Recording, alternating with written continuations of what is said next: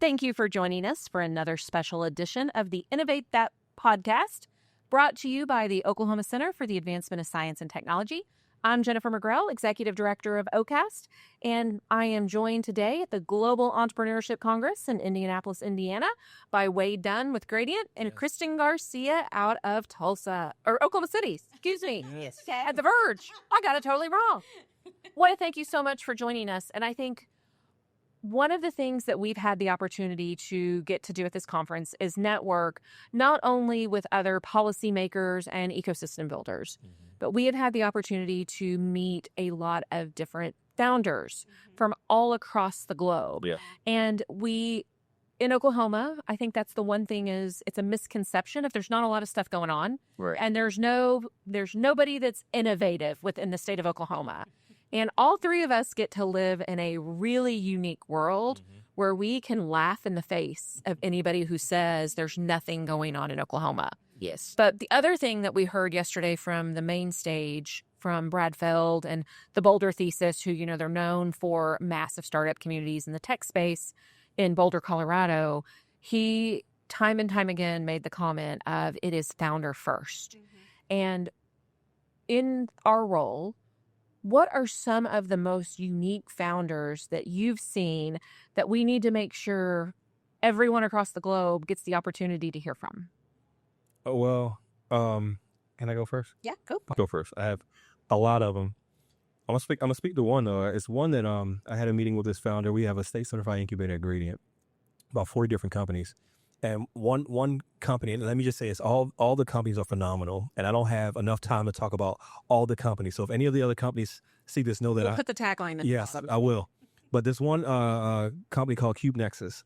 This is again Oklahoma. This is forward thinking. These are great, brilliant people. And what Cube Nexus does is they organize spatial data. Now, spatial data is simply data dealing with space, right? It's basically like how far is that, how long is that, how tall is that, and in talking to the founders, they talk about how this data is all these different type of data sets are made from whatever you're using to kind of determine the spatial area, and they develop a tool that takes all the data from all the different sources, puts it in one space to make it make sense, so a person that's a decision maker can look at all the data coming from all these sources and make decisions based off of all the data versus, and the way they explained it to me was you have to kind of clean each data. Everything doesn't really talk to each other. And they built a tool that allows all these things to talk. I know it sounds like too technical, but let me just say this. You'll appreciate it when it shows up in your phone when you're trying to do something. Or the Huge drones. applications. Yes. I did the Meta Quest, and you have to scan the room because it's doing the AR, VR now. And so, that's a huge piece of it. We think about technology and like our physical space and how it connects. We have all these cool technologies, and none of them are talking to each other. So I can't imagine what that could do. Well, it do now. Cube Nexus. Cube Nexus fixed that problem. They're one of our states, one of our companies in our state certified incubator, and they are one of many. We could do a whole podcast just talking about the companies, but I'll let you go, Chris. Yeah, well, and actually, I do want to brag on Gradient. So Gradient is now hosting the second Startup World Cup Regional for Oklahoma, which, again, people would always bypass what was happening here. And then those who go on to compete and win get to go to San Francisco for the World Championship. So I do want to plug that because if you're watching this after that's already happened, which happens in June of 2025, look at those businesses, because I think that will also capture not only Gradient founders, Verge founders, but statewide founders. Yep, absolutely. And so I think to be able to go to our websites, go to our events, meet these founders, because I think you'll learn so much more. One of the companies I'll brag on is Apricot AI.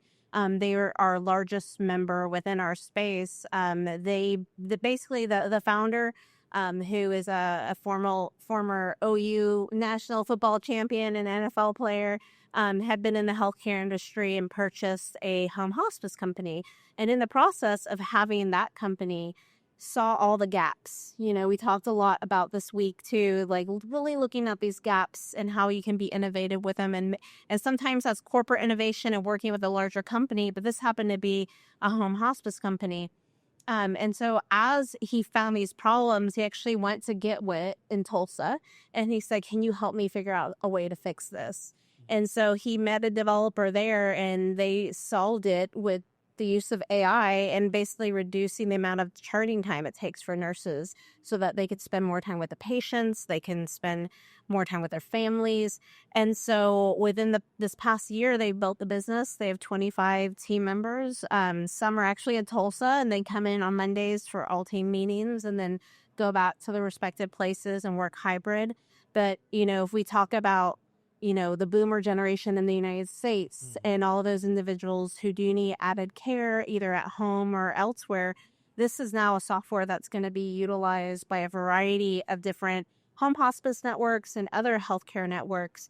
But what was really special about it is Trent said that when he shared it with one of his nurses that worked at the home hospice company, she said, I have to, one, thank you, and two, tell you how do we get this in more hands, because this has helped me so much. You just don't understand. So I think going through your product market fit and really seeing, like, we know there's people who are going to buy it. We know the users love it and it's helping their well-being. And it just kind of goes beyond just like, having a software that doesn't have that personal tie. So it's been really exciting to see them grow. And I mean, even when we talk about the ecosystem, I'm reconnecting with former OU students who went to Tulsa for a startup and now have moved back to Oklahoma City.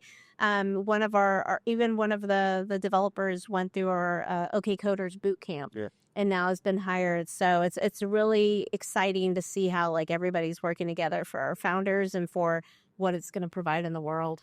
And that's awesome. I'm going to take the government answer to this question.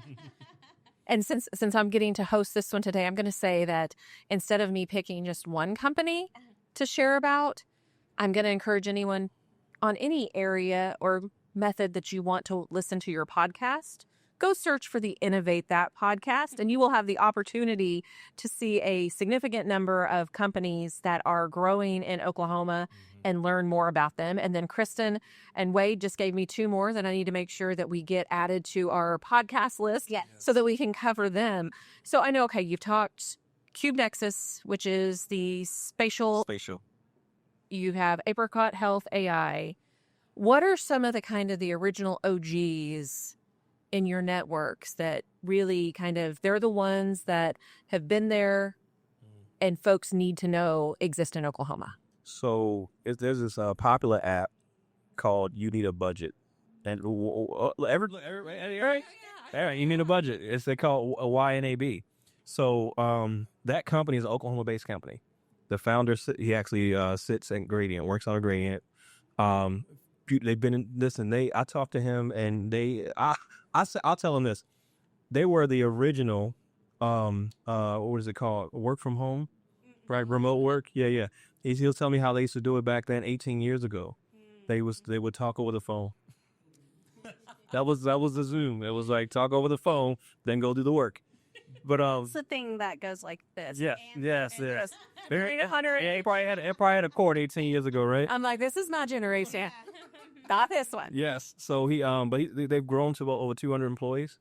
They have a huge following, a huge man. He just told me recently he went on across the country meeting some of the users, and it was just such a mini Coachella. That's what I like to describe the way he described it. It's like a mini Coachella. Yeah. And they have such a unique, beautiful fan base and user group. And they are an Oklahoma company, founded in Oklahoma, and they work out of Gradient. So this is another plug here. I'm just going to plug Gradient here.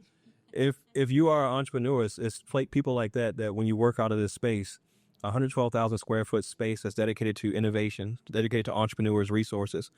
People like that you can just run into just going to get coffee at the kitchen. And he's such an open person that he'll talk to you. And if you're a new entrepreneur, he can help you understand some of the challenges you may have to deal with. But also he can help you navigate some things on how he did it. Because, remote work may not be as popular as it was before, but he's still doing it and it's still thriving. So that's one I can think of as far as an OG. I got a couple of them. That's one I could think of. A couple of OGs.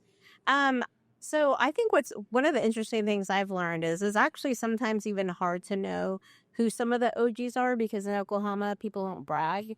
And so then you find out about something, you're like, wait, what? You were a part of that? And so I think, one of the people I would probably brag about is considered by 405 magazine as one of the unicorns of the area, but Ken Parker. I've really enjoyed working with Ken. So Ken had a company, they went public.